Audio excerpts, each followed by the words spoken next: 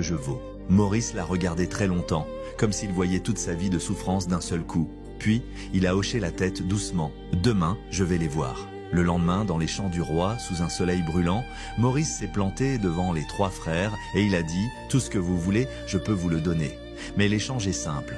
Vous me donnez ce que vous avez de plus précieux, un être vivant jeté dans le puits du village à la tombée de la nuit. » Ils n'ont pas demandé pourquoi. Ils n'ont pas demandé ce qui arriverait. Ils ont accepté tout de suite, comme s'ils avaient peur que l'argent leur échappe.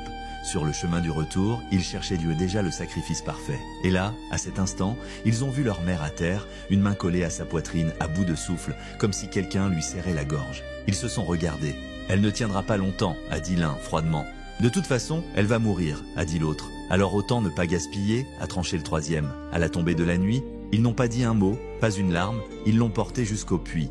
Elle a voulu dire quelque chose, mais sa voix s'est perdue dans la nuit, et puis plus rien, juste un silence mort. Le lendemain matin, leurs cris ont réveillé tout le village. La pièce était remplie d'or, de bijoux, d'une richesse à en perdre la tête. Ils ont bondi de joie, comme des fous. L'argent est arrivé et ils l'ont balancé dehors sans compter, comme de l'eau qui coule. Les fêtes se sont enchaînées, encore et encore, sans jamais s'arrêter.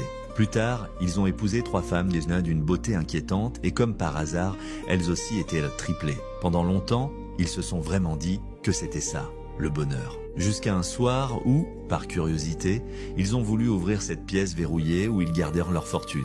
Et quand la porte s'est ouverte, ils se sont figés sur place, comme si on leur avait coupé le souffle.